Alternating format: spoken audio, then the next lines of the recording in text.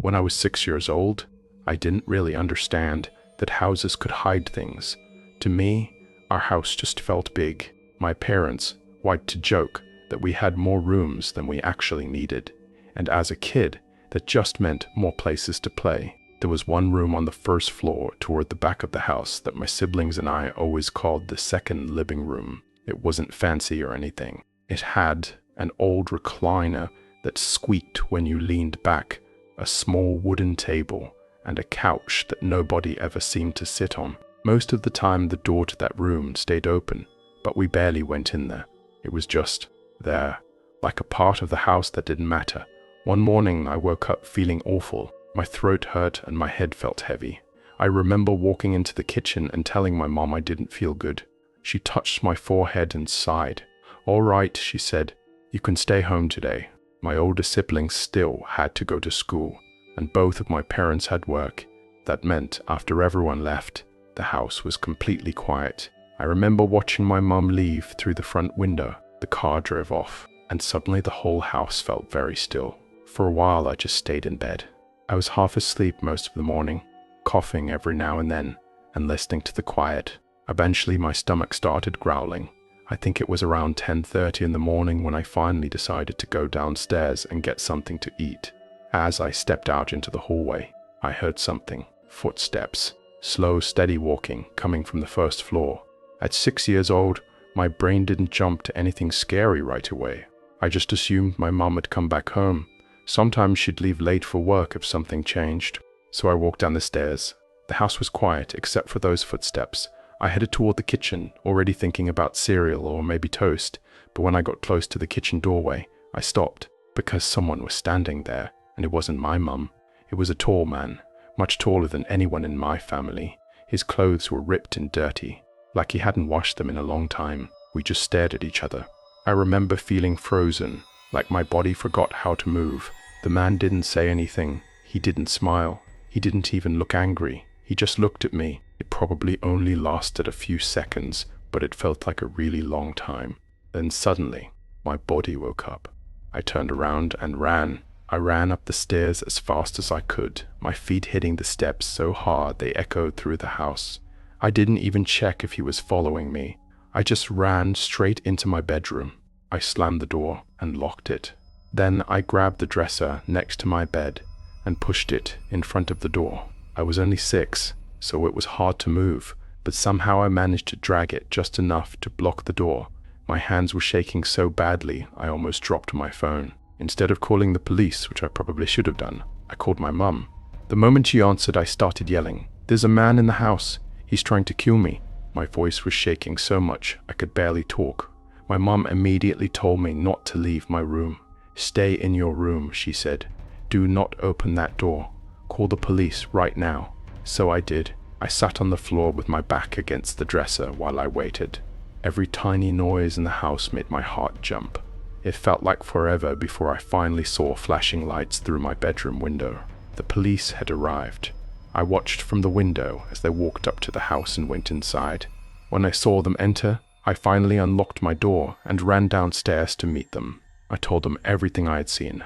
They searched the entire house, every room, every hallway, but they didn't find anyone. There were no broken windows, no forced doors, nothing out of place. My parents came home not long after that.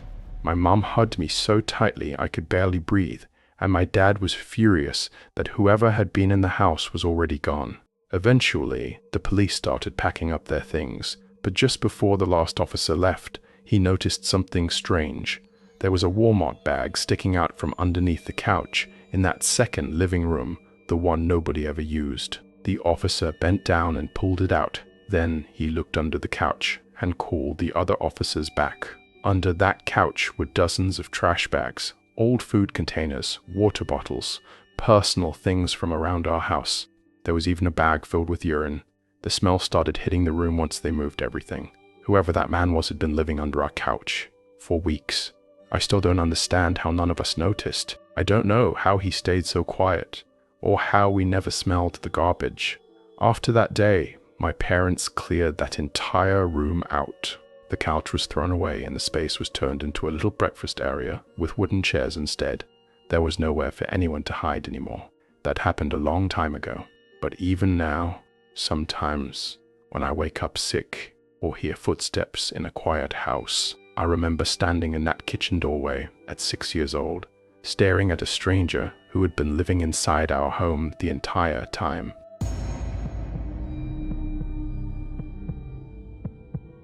The storm started just after sunset, the kind that rolls in slow and heavy, dragging dark clouds over everything until the sky looks bruised. I remember standing by the kitchen window, watching the first flashes of lightning spread across the horizon, listening to the distant rumble of thunder. When you live alone in a big house, storms feel different. Every gust of wind rattles something. Every thunderclap seems to move through the walls, like the house itself is reacting. My name is Noah. I'm 36, and for a couple of years I lived in the house that was way too big for one person. Originally it wasn't supposed to be that way. My wife and I bought the place together. Back then it felt like we were planning a whole future inside those walls. We talked about filling the rooms with things, kids someday, maybe a couple of dogs, family visiting during the holidays. It was one of those houses people buy when they're imagining the next 20 years of their life. But only a few months after moving in, things between us fell apart. It wasn't explosive or dramatic, just quiet and sad and final. By the time the paperwork caught up with reality, we were already living separate lives. The house stayed with me. Selling it right away would have meant taking a loss, so I convinced myself it made more sense to stay. At first I even liked the space. I told myself I'd turn the extra rooms into something useful, an office, a workout room, maybe a guest room. But life has a way of settling into routines. I worked from home, and before long my world shrank to just a few rooms. Kitchen, office, bedroom, living room. The rest of the house mostly stayed closed off. Some doors I didn't open for months. Every now and then, the emptiness would hit me, especially at night when the hallways were dark and the house felt too quiet. That's what finally pushed me to do something I'd wanted for years. I adopted a dog. Her name was Piper, an 8-month-old beagle from a shelter about 3 hours away. She was all excitement and energy when I first met her, tail wagging, nose constantly sniffing the air like she was trying to read the whole world at once. By the time we got home that evening, the sky was already dark, and rain had started tapping against the windshield. I let her run around the yard first so she could stretch her legs after the long drive. Then I opened the door and introduced her to the house. Something about her changed the moment she stepped inside. At the shelter, she had been fearless. In my house, she suddenly moved slower, almost cautiously. Her ears perked up and she kept glancing down the hallway like she was unsure about something. I assumed it was just nerves. New house, new smells, new everything. So I sat on the couch and let her explore. She padded down the hallway, nails ticking softly against the floor. I could hear her sniffing around corners and doorways. But within a minute or two, she came trotting back and jumped onto the couch beside me, pressing herself close like she didn't want to wander off alone. "All right," I said, rubbing her head. "Guess we're sticking together tonight." Later, we went upstairs and turned in for the night. The storm had picked up by then, thunder cracking through the sky every few minutes. I remember waking up once in the middle of the night, not because of a noise exactly, more like a strange feeling. Piper was standing at the bedroom door. She was perfectly still, staring at the small gap beneath it. I called her name quietly. She didn't move. Half asleep, I convinced myself she was just adjusting to a new place. Eventually, I rolled over and drifted back to sleep. The next morning, everything seemed normal again. Piper followed me around the kitchen while I made coffee, then curled up under my desk while I worked. A few hours later, she suddenly got up and walked out of the office.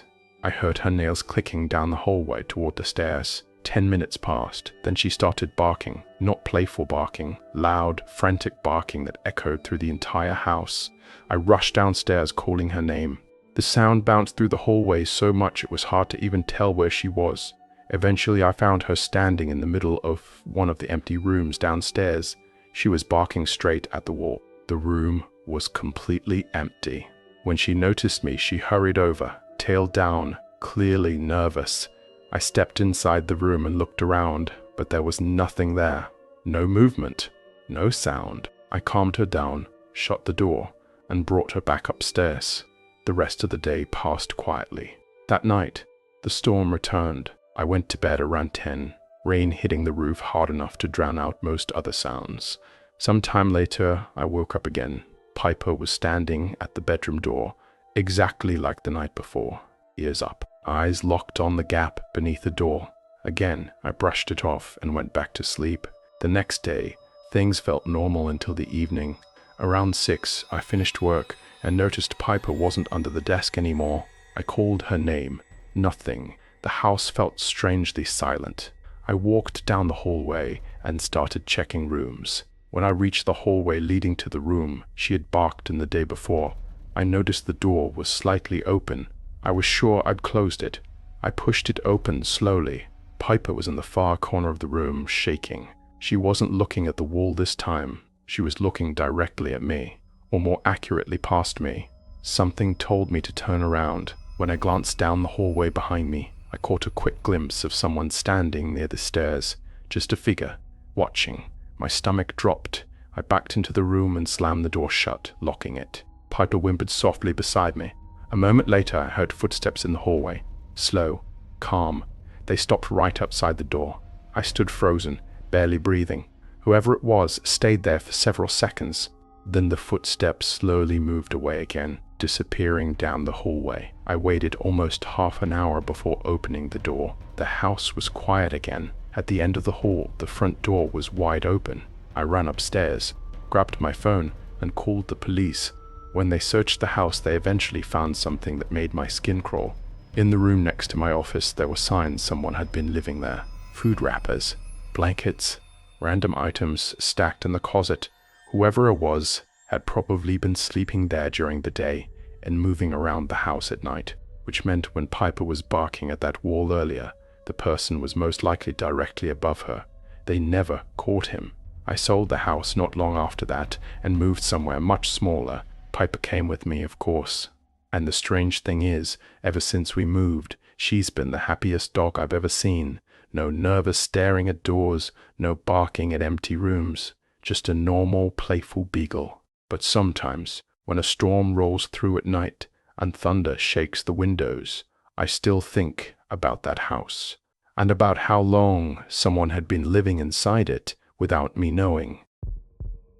Alright, before we jump into the next story, I just wanted to say something real quick. Right now the channel is at 314 subscribers, which honestly means a lot to me. I really appreciate everyone who's been listening to these stories. If you're enjoying the story so far, let me know down in the comments which one has been the creepiest for you. And if you like this kind of content, consider subscribing. It really helps the channel grow and lets me keep bringing you more stories like these. Alright, let's get into the next one. The night the storm rolled in was the same night I realized you can know someone for months and still have absolutely no idea who they really are. I'd rather not use my name, but a few years ago I worked at a small office on the edge of the city. Nothing special, just a quiet place where everyone kept to themselves most of the time. The one exception for me was a guy named Cameron. Our desks were side by side, and we had both started the job around the same week, so naturally we ended up talking a lot during the day. Cameron was easy to get along with, the kind of person who could turn a slow afternoon into a 2-hour conversation about random things. We'd talk about hiking trails, road trips, and camping spots we both read about but never actually visited. We joked more than once about going on some kind of adventure together someday, but like most work conversations, I assumed it would stay a joke. Then one morning I showed up to work and his desk was empty, completely cleared out. His chair was gone, his computer was gone, and no one was saying much about it. Eventually someone quietly mentioned he'd been fired. For what reason, nobody would tell me. Later that afternoon, my phone buzzed. It was Cameron. His message was short. "Hey man, since I'm done with that place now, you still up for hanging out sometime?" I remember staring at the text for a while. I felt bad for him. Losing a job like that couldn't have been easy. We ended up making plans to meet at my place the following week. Nothing big, just hanging out, ordering food, maybe watching something. It seemed like a simple way to catch up. The night he came over was the same night a huge thunderstorm hit the area. By the time Cameron arrived, The sky was already dark, and the first cracks of thunder were rolling through the neighborhood. Rain started soon after, heavy enough that it rattled against the windows. When I opened the door, Cameron looked genuinely happy to see me. He smiled the same way he used to at work, but something about him felt a little different, not threatening, just different. We sat in the living room for a while talking about random things. I eventually tried asking what had happened at the office. "So, what actually went down?" I asked. He just shrugged. "Nothing worth talking about," he said, brushing it off. That surprised me. Cameron used to talk about everything, sometimes more than people wanted to hear. Seeing him dodge a question like that felt strange, but I let it go. The storm kept getting worse outside. Thunder cracked so loudly at one point it made both of us glance toward the window. We ordered food, ate, and kept talking. Everything felt mostly normal, until Cameron suddenly stood up. "Be right back," he said. Then he walked toward the hallway. The way he said it made it sound like he had somewhere specific to go, but in my house there wasn't really anywhere to disappear to except the bathroom or kitchen. I sat on the couch waiting, listening to the rain and the distant thunder. About 10 minutes later, he came back and sat down like nothing had happened. I didn't ask. Conversation picked up again, but maybe an hour later something even stranger happened. We were in the middle of talking when Cameron suddenly stopped mid-sentence. His eyes shifted toward the front window. He went quiet for a second, like he was listening to something I couldn't hear. Then he stood up again. "Be right back," he repeated, and once again he walked away. This time the silence he left behind felt heavier. I stood up and glanced toward the window where he'd been looking, but the glass only showed rain streaking down and the occasional flash of lightning. 10 minutes passed before he returned. I finally asked, "Where'd you go?" He paused for a moment, like he had to think about it. "Nowhere," he said casually. The answer didn't make sense, but I reminded myself this was still Cameron, the same guy I'd spent 6 months talking to almost every day at work. Eventually the night wore on, and the storm outside grew even louder. Lightning flashed constantly now, lighting up the entire living room in brief bursts of white. Around midnight, we decided to get some sleep. Cameron took the couch while I went upstairs to my bedroom. The rain hammered against the roof for hours. At some point during the night, I woke up. The storm had softened a little, leaving behind that quiet, steady sound of rain. For a moment, I didn't know why I'd woken up. Then I realized the house felt too quiet. I got out of bed and walked to the top of the stairs. The living room was dark. The couch was empty. Cameron was gone. I went downstairs and looked around. The front door was still locked, but something else caught my attention. The flashlight I kept near the kitchen counter was missing. "Cameron?" I called. No response. I stood there listening. At first there was only the sound of rain hitting the windows. Then I heard something outside. Voices. 2 people talking quietly somewhere near the front of the house. "Cameron?" I called again. The voices stopped immediately. For a few seconds, everything went completely silent. Then the front door slowly opened. Cameron stepped inside. His face looked tense, but he forced a small smile. "Hey," he said. "Who's out there?" I asked. "No one," he replied quickly. But right then I heard footsteps outside the door. Slow steps on the wet pavement. Cameron heard them too. I could see it in his eyes. "Seriously," I said, my voice tightening. "Who's out there?" He still said nothing. We stood there staring at each other, while the footsteps moved closer through the rain. Something inside me snapped. I didn't wait for another explanation. I grabbed my phone and keys off the table and ran straight out the back door into the storm. Rain soaked through my clothes instantly as I ran down the street toward my car. Behind me, I could faintly hear Cameron's voice speaking to someone, but I didn't turn around. I didn't stop running until I was inside my car with the doors locked. I drove home shaking, replaying everything in my head. Later, I tried texting Cameron to ask what the hell had happened. The message never went through. He had already blocked me. I never heard from him again. To this day, I don't know who that other person was standing outside my house in the middle of that storm, or why Cameron brought them there. But I'm certain about one thing. If I had waited even a few seconds longer before running out that back door, that night could have ended very differently. I got home that night. The rain was already hammering the pavement so hard, I could barely hear my car engine when I pulled into the driveway. I remember sitting there for a moment before getting out, watching the lightning flicker across the clouds. The whole street was empty. No lights in the neighboring houses, no passing cars, just the storm, and one car I didn't recognize. It was parked a few feet away from my driveway, half under the shadow of a tree. An old black sedan. The windows were tinted so dark they looked almost solid. I slowed down as I drove past it, trying to see inside, but the glass swallowed the light. No interior lights, no movement, nothing. For a second I thought about stopping and checking it out, but the rain was coming down too hard. I pulled into my garage instead and went inside. At first I convinced myself it belonged to someone visiting a neighbor, but the longer I thought about it, the stranger it felt. The houses on my street were spaced pretty far apart. If someone was visiting another house, they'd usually park right in front of it. There were plenty of open spots along the road. Parking directly beside my driveway just seemed unnecessary. Still, I let it go. An hour later I checked through the window again. The car was gone. The rest of the night passed quietly. The storm never really stopped, just kept rumbling in the distance like something restless moving across the sky. I stayed up watching TV until eventually I went to bed.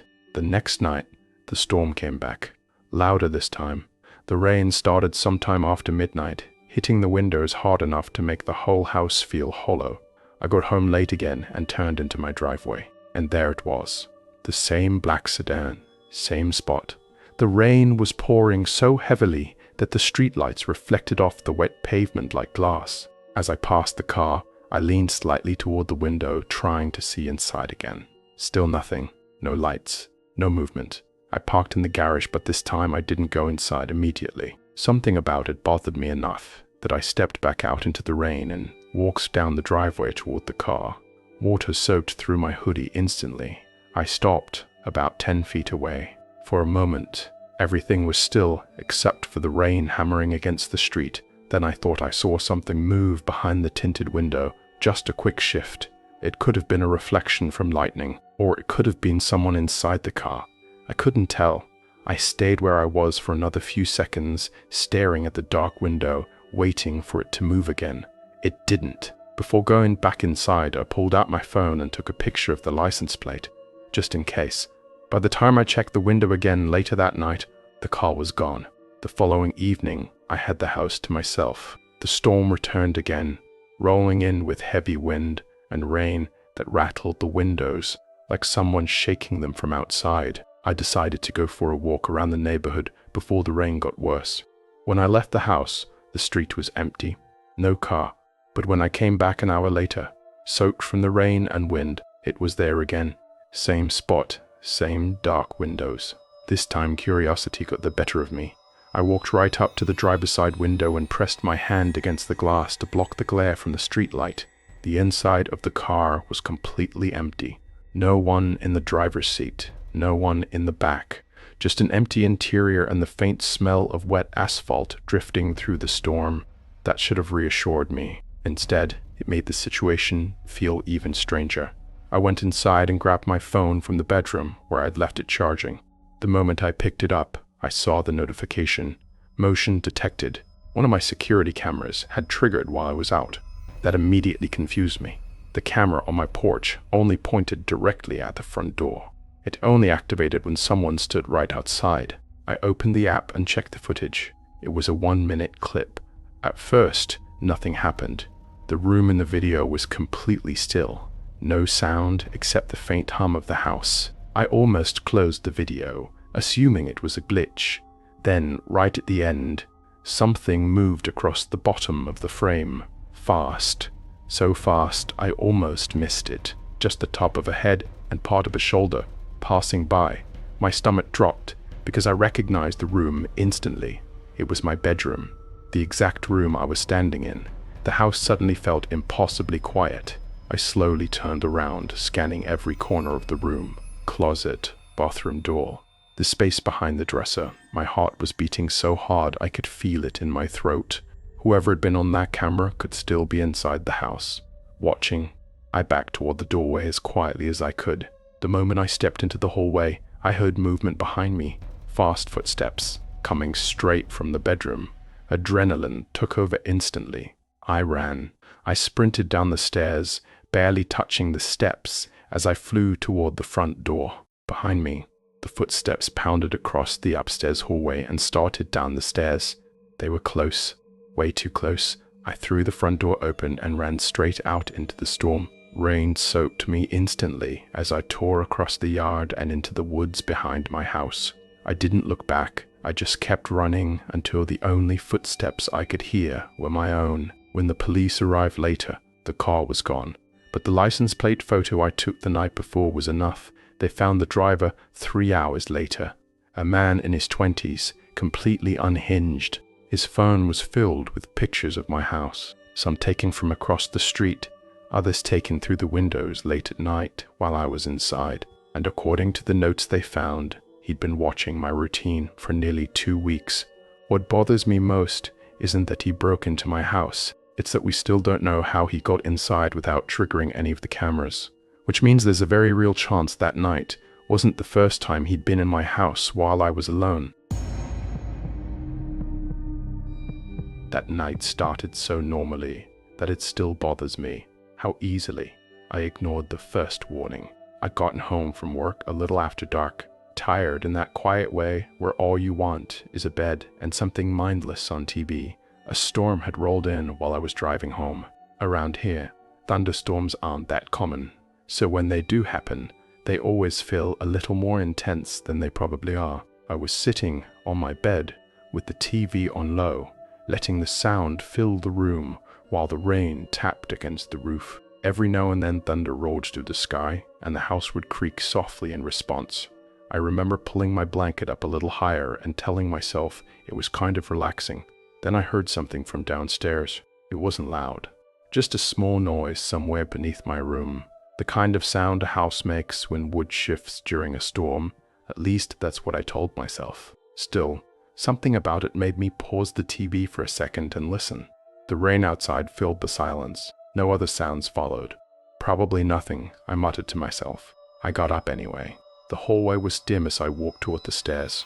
When I reached the bottom floor, everything looked exactly the way I'd left it earlier that day. The living room was empty.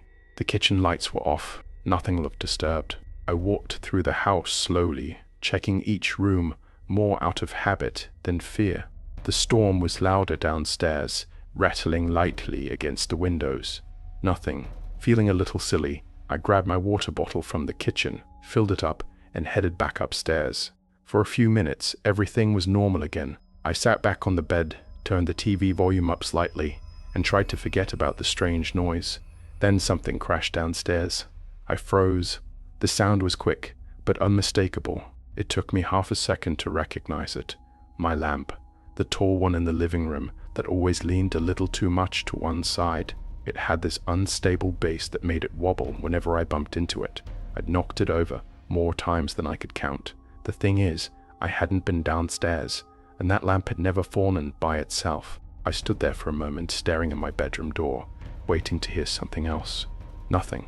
Finally, I sighed and got up again, telling myself the storm must have shaken the house harder than I realized. When I walked back into the living room, the lamp was lying on the floor, exactly where I expected it to be, right in the middle of the room. I picked it up and set it back in place. As I did, I found myself glancing around the room again. The windows were closed. The curtains barely moved. The house didn't feel like it was shaking much at all. I stood there for another moment listening. Just rain. After checking a couple more rooms, I went back upstairs again, feeling uneasy, but still trying to convince myself it was nothing. Back in my room, I turned the TV volume down this time. The storm sounded louder than before, like the rain had picked up. I sat there listening to it for a while, watching flashes of lightning brighten the walls of my room. Time passed, maybe 45 minutes. Then something about the rain changed. At first I couldn't place it. It still sounded like rain, but something about it felt closer, not outside, inside. I muted the TV completely and tilted my head, listening harder. The sound was faint but steady, like water hitting something hollow. It didn't sound like it was coming from the roof. It sounded like it was inside the walls, That feeling in my stomach came back instantly. I opened my bedroom door. The sound became clearer in the hallway. It was definitely coming from downstairs. I walked down slowly, following the noise through the living room and toward the hallway near the kitchen. At the very end of that hallway was a small storage closet I almost never used. That closet had a tiny window inside it. As I got closer, the sound of rain grew louder. When I reached the door, I could hear water hitting something directly behind it. My heart started beating faster as I grabbed the handle and pulled the door open. The window inside the closet was wide open. Rain was pouring through it. Water had already soaked several boxes stacked beneath the window, and the wind was pushing droplets across the floor. For a second, I just stared at it. I hadn't been in that closet for months, but I knew one thing for sure. I would never have opened that window. Not only that, I would never have left it wide open during a storm. I stepped forward and slammed the window shut. The sudden silence that followed felt heavy. Then I turned around and looked down the hallway toward the rest of my house. That's when the fear really hit me. My phone. It was still upstairs on my bed. I had two choices: run upstairs and grab it, or leave the house right now. My hands were shaking so badly I could barely think. I quietly walked into the kitchen and grabbed my car keys from the counter. Every step toward the front door felt painfully loud. The house was completely silent now, except for the distant rumble of thunder. I made it halfway down the hallway. Then suddenly, footsteps exploded across the floor above me. Fast, heavy, running. They were moving down the upstairs hallway, directly toward the staircase. My brain didn't even process it. My body reacted first. I ran. I sprinted straight to the front door, yanked it open, and bolted into the rain. Behind me, I could hear those footsteps reaching the top of the stairs. I didn't stop. I jumped into my car, started it, and reversed out of the driveway so fast I nearly hit the curb. Only after I was halfway down the street did I realize I was still shaking. Using the car system, I called 911. When the police arrived, they searched the entire house. They didn't find anyone, but they did notice something. The wall, where that closet window was located, ran along the same side of the living room where the lamp stood. They said if someone had been forcing that old window open from outside, the vibrations could easily have knocked the lamp over. Whoever had gotten inside must have made their way upstairs and hidden somewhere, waiting for me to go to sleep, maybe to rob the place, maybe something worse. They never found the person. Nothing was stolen, no fingerprints, no clues. But sometimes when I'm sitting quietly at home, watching TV late at night, I get this strange feeling again, like someone might be walking around somewhere else in the house, just outside my bedroom door. This happened a few years ago, but every time a heavy thunderstorm rolls through my area, I still think about that night. The storm started just after sunset. At first, it was only distant thunder, the kind that rumbles somewhere far away while the sky flashes faintly behind the clouds. But within an hour the rain came down hard enough that it sounded like someone throwing handfuls of gravel at the roof. I was home alone that night. The rest of my family had gone out of town earlier that day, and I decided to stay behind. Storms like this usually meant nobody was going anywhere anyway, so I figured it would just be a quiet night inside. For the first hour or so, that's exactly what it was. I sat in a living room, watching videos on my phone, while the storm rolled through the neighborhood. Every once in a while, lightning lit up the windows, turning the room white for a split second before everything went dark again. Eventually, I got bored and went into the kitchen to make something to eat. That's when I noticed the car. It was parked right outside my house along the road, an old black sedan. The rain was pouring so hard that the streetlights reflected off its windows like mirrors, making it impossible to see inside. I stood by the window for a minute watching it, trying to figure out who it belonged to. The strange thing was that no other houses nearby had visitors. Most of the lights in the neighborhood were off, and with the storm raging like it was, it didn't make sense that anyone would be parked out there. Still, I figured it must belong to someone visiting a house down the street. Eventually, I stopped thinking about it and went back to the living room. An hour later, I looked outside again. The car was gone. I didn't think much of it at the time. The storm kept getting worse as the night went on. The wind started pushing the rain sideways, making it slap against the window so hard that it echoed through the house.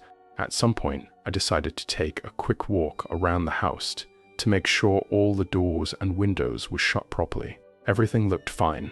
By the time I came back to the living room though, something caught my eye again through the front window. The car was back. Same spot. Same dark windows.